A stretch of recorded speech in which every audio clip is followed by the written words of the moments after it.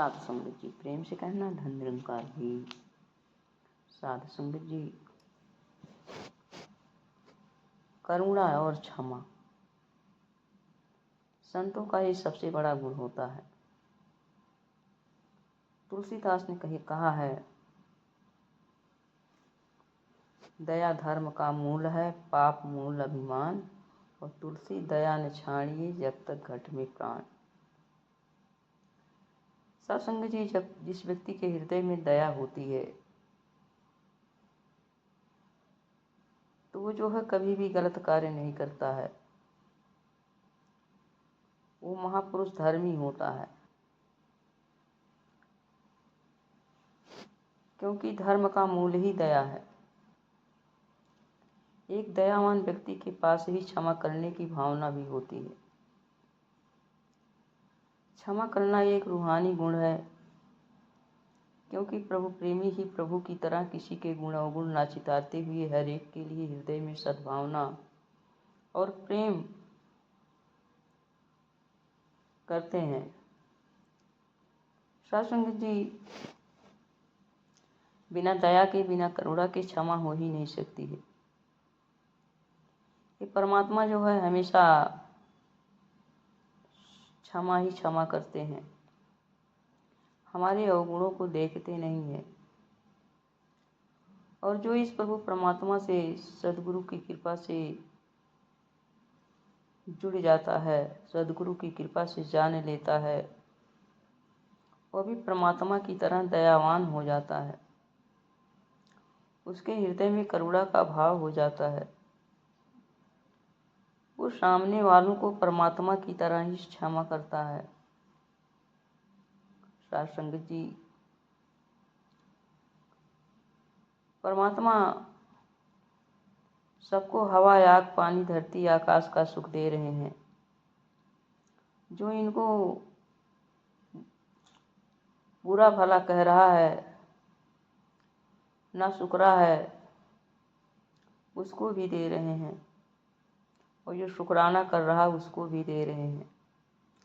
जैसे नदी का पानी उनको भी ठंडक देता है जो उसमें गंदगी फेंकते हैं, पेड़ उनको भी फल देते हैं जो उन पर पत्थर फेंकते हैं, उसी तरह से एक संत महात्मा उन पर भी मेहरबान होते हैं जो इनकी निंदा करते हैं, इनको सताते हैं, परेशान करते हैं, इनसे नफरत करते हैं, इन पर झूठा इल्ज़ाम लगाते हैं, इनको कष्ट पहुंचाते हैं।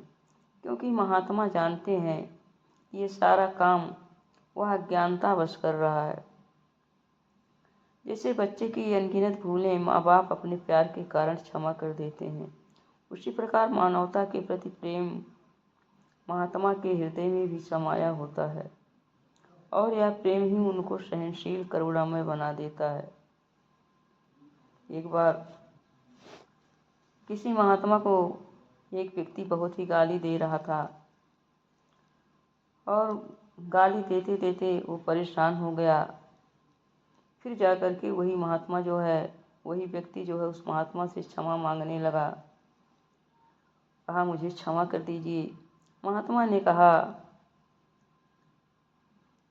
क्षमा करने की कौन सी बात है, जब तुमने गाली दिया तो अलग अवस्था थी तुम्हारी, तुम अज्ञानता में पड़े हुए थे, और अब तुम मुझसे क्षमा मांग रहे हो, तुम्हारा भाव बदल गया है, तो तुम वैसे ही तुम्हारी गलतियां माफ़ कर दी गई, क्षमा हो गई।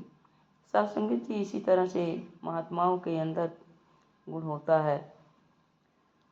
ये परमात्मा बहुत दयालु हैं, रहमतों के सागर हैं। इनको जो है कहा जाता है सिर से पांव तक इनमें रहमतें ही रहमतें होती हैं। जो भी इनके शरण में आता है उसको ये बख्श देते हैं। बिल्कुल इसी तरह जैसे पानी की शरण में आने से गंदे आदमी की मैल भी धुल जाती है, इसीलिए संसार के पापियों और अपराधियों इस रहमत और दया के सागर निराकार की शरण में आ जाते हैं तो ये अपने सीने से लगा लेते हैं, क्योंकि इनका काम ही है। इसीलिए अवतार ही इन्होंने लिया है कि भूले भटकों को सीने से लगाएं।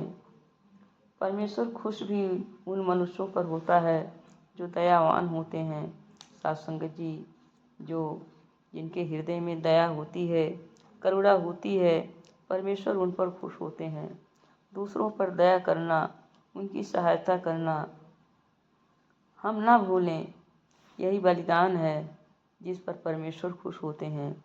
साथ संगत जी, गुरु की अपार रहमत की किसी महात्मा को दयावान बना सकती है। महात्मा के कोमल हृदय में किसी का भी दुख नहीं समाता। उनके हृदय में सभी के लिए जो प्रेम है वही उसे दयावान बना देता है।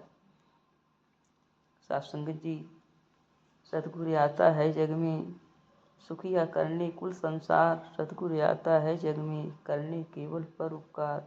साथ संगत जी, सतगुरु इस धरती पर अवतरित होते हैं तो पूरे संसार को सुख देने के लिए, पूरे संसार पर परोपकार करने के लिए ही आते हैं।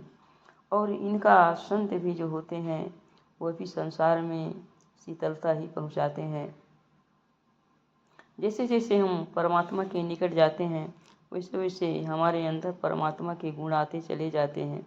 जैसे माँ बच्चे का दुख नहीं देख सकती है, यदि बच्चे को थोड़ा सा भी दुख हो तो उसका हृदय पसीज जाता है, वैसे ही गुरु और इसके शिष्य भी हर किसी को खुश देखना चाहते हैं और इसलिए सर्वत्र का भला करते हैं। इनके दया के पात्र कोई एक वर्ग या श्रेणी के लोग नहीं होते हैं, बल्कि हर इंसान इनका अपना होता है। इसलिए हर इंसान को बख्शने के लिए सदा तैयार रहते हैं और जानते हैं कि परमेश्वर उस मनुष्य पर दया करेगा जो दूसरों पर दया करता है। दया न्याय के ऊपर सदा विजय पा लेती है। साथ संगत जी, बुराई का बदला बुराई से तो सारी दुनिया लेती है, पर बुराई को नेकी का बदला देना केवल संतों का ही कर्म होता है। ये संत आग को ठंडा करने के लिए पेट्रोल का नहीं बल्कि पानी का इस्तेमाल करते हैं। बुराई और बैर को बदले की भावना से नहीं बल्कि नेक नीयत दया सद्भावना से जीतते हैं। इसलिए दयावान महात्मा देखकर भी अनदेखा और सुनकर भी अनसुना कर देते हैं। इनका एक ही उद्देश्य होता है, गुनाह और पापी को क्षमा करके उनको सुधारना। गुरु के शिष्य भी अपने गुरु की ओर देखते हैं और गुरु की शिक्षा को जीवन में उतारने का निरंतर प्रयास करते रहते हैं। साथ संगत जी, करुणा महात्मा का स्वभाव होता है और सहनशीलता इनके जीवन का श्रृंगार होता है। अपने तन मन पर सब कुछ सहन करके भी महात्मा अपनी दया का मार्ग नहीं छोड़ता है। साथ संगत जी, जैसे एक बिच्छू पानी में बहता जा रहा था, महापुरुष को उस पर दया आ गई। महापुरुष ने उसे पानी से बाहर निकाला, परंतु बिच्छू ने इस परोपकार का बदला महापुरुष को डंक मार कर दिया और कूद कर फिर पानी में चला गया। महात्मा ने उसे पानी से बाहर निकाला, उसने फिर डंक मारा और इस तरह से कई बार हुआ। लेकिन जब इस तरह से हो रहा था, कोई दूसरा इंसान उन्हें देख रहा था और उसने कहा, भाई, ये बिच्छू बार बार आपको डंक मार रहा है, आप उसे क्यों पानी से बाहर निकाल रहे हैं? महात्मा ने कहा, भाई, ये अपना कार्य कर रहा है, मैं अपना कार्य कर रहा हूँ। सत्संग जी, इसी तरह से भले पुरुष है, यह एक जंतु होकर अपना स्वभाव नहीं छोड़ता है और कर्म नहीं बदलता है, तो मैं मानव होकर अपना करुणामय स्वभाव कैसे बदलूं? इस तरह रब्बी पुरुष उन पर भी दया करते हैं जो उन्हें तरह तरह से यातनाएं देते हैं। आइए साथ संगत जी, हम मानव हैं, मानवता के गुणों को अपनाएं और करुणा, दया, क्षमा को अपने जीवन में उतारते हुए सुंदर जीवन जीते चले जाएं। प्यार से कहना, धन निरंकार जी।